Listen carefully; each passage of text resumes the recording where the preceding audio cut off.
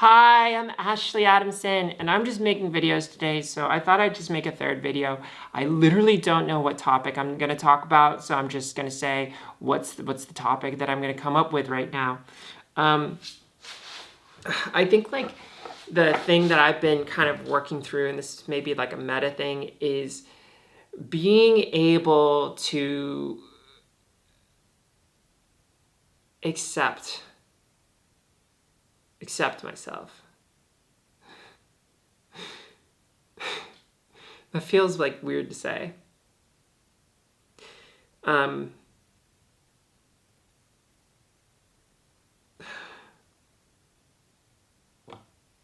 Wow. Okay. Yeah, being able to accept myself. I wrote this book on self-acceptance right now. Like you could download it on Awakening Your Self-Acceptance. And I have worked through so much self-acceptance. But self-acceptance is a funny thing. The deeper you go, the more roots you find and the more things you need to pull up sometimes. I think the part of me that I'm facing right now is this deep root of the part of me that doesn't want to die. And I don't mean the ego that doesn't want to die. I mean the perfectionist part of me that doesn't want to die. The part of me that says, you can be perfect. Go for it. Be that. You can do anything. You can be anything. Just do it. Do you hear those messages? Do you ever get that? Like, have you been raised at all in the generation that has been told you can be anything you want? How does that make you feel?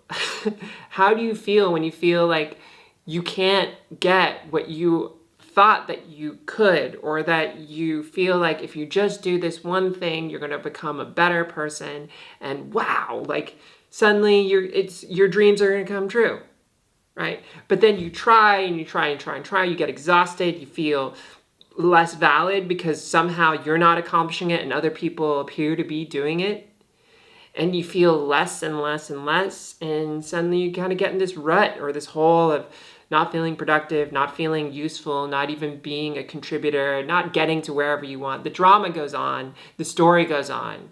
I'm sure you've had some kind of story like that. I have my own. And my coach tells me this. It's this not being enough syndrome. And he blames it on my mom. And I blame it on my grandfather, because my grandfather basically taught my mom that she was never enough.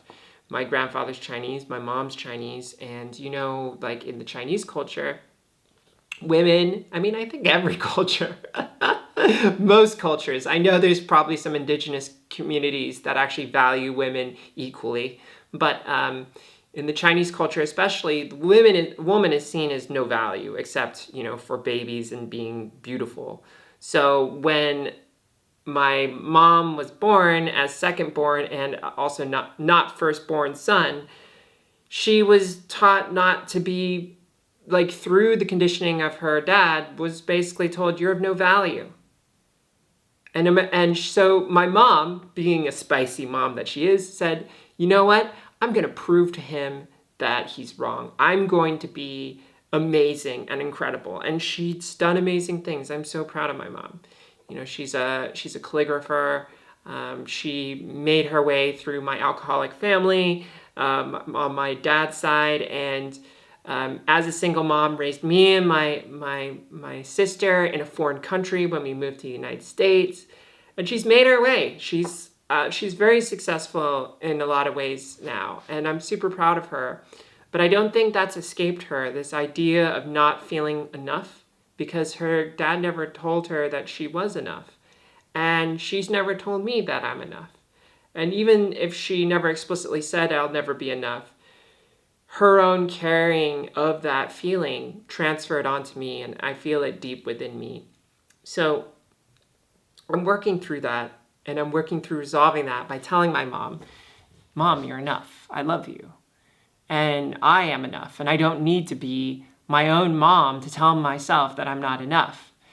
This is something that I stumbled upon a long time ago when I was on mushrooms and recognizing the parts of myself that were not actually mine. And I want to share this with you because it's a super important, powerful technique. When you have these voices that are in you that don't feel like they're beneficial, examine them. Ask yourself, what is it that you're looking at? And where does this come from? Is it of you or is it something else? And when I realized that I had a mom voice inside myself that was not positive for me, I had to tell myself, stop momming yourself. Stop being a mom to who you are. You are Ashley Adamson. I was going to say my dead name because it was at a different time. You are Ashley Adamson. And you are who you are. You're not the product of your mom's behaviors, your parents' behaviors, all of that stuff. Yeah, my dad has addictive behaviors and I have some of those too, but I can work through this. And I don't need to be that. I don't need to identify myself with all of the pain and suffering that I've had. Sometimes I see people who are identified with their victim experience, and that can happen, especially in the trans community, right? Because we feel like we're victims to society, to the way that the world treats us. How do you feel about it? And how, more importantly, do you identify?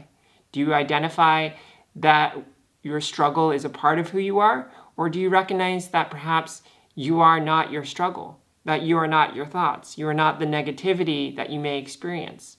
You can experience that, and that's totally valid. And I just talked about this in my loneliness video. But experiencing versus being what that is a totally different and separate subject. So back to my own sense of self-acceptance, the part that I'm facing right now is actually like this right here. I had facial feminization surgery, but I didn't have my chin worked on. And it feels dumb to say this because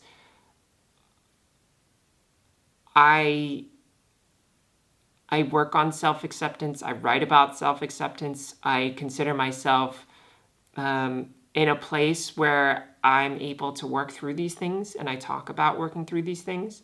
But occasionally I run into these layers, like this layer of my body where I feel like, oh no, like it can be more perfect, or you can make yourself better. I would say my dissatisfaction with my chin recently is nothing to do with gender. It's more to do with just making myself prettier, wanting to be prettier, wanting to be more attractive.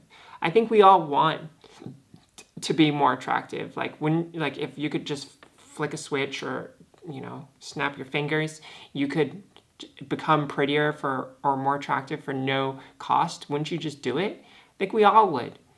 But there's that line where you have to draw and say, you know what, this is self-obsession, or this is self-perfection, or not feeling good enough. It's a weird place to be when you're trans, because surgery is often a part of the journey. Not always, and you don't need to have surgery to be valid. You don't even have to undertake hormones to be valid. But a lot of people do this, and there's a lot of great results that people get. So where do I draw the line for myself? Where do I draw the line in my own surgery experience versus just say, hey, you're not accepting yourself because you're just telling yourself you're not good enough. And you're believing that, and you're trying to find some way to make yourself better. It's too real. So I don't have an answer for that, but that's something that I'm kind of hanging on, working on, changing my relationship in the mirror. I posted last week or the week before on perception and reprogramming your dysphoria. And I've started to apply that to self-acceptance in terms of how I see myself in the mirror, because it's less to do with gender dysphoria these days and more to do with, well, you're not as attractive as you could be. And it's somewhat a bit of a chasing paradigm. And I don't want to be this chaser of myself. But at the same time, I do live by the principles of wanting to have a better life. Like, what's wrong with that? This line of, are you seeking a better life because you want to be better, because it's going to make you happier? Or are you seeking this because you're running from the idea of not being enough and you're trying to prove to yourself and the rest of the world that you are enough? That is where I guess I am. So thanks for being a part of this and processing this with me. This is an energetic interaction where we process together. And I hope you found some insight and you feel better through going through this with me. Thanks to all my patrons for making this happen. I am testing out a Kung Fu meditative program. And if you'd like to do that, there is I think it's the 3rd tier if you want to join that. I do live meditations every month, and I'm working on other things soon. And if you haven't already, check out my book. It's there. You can download it. I'll see you in another episode. Bye.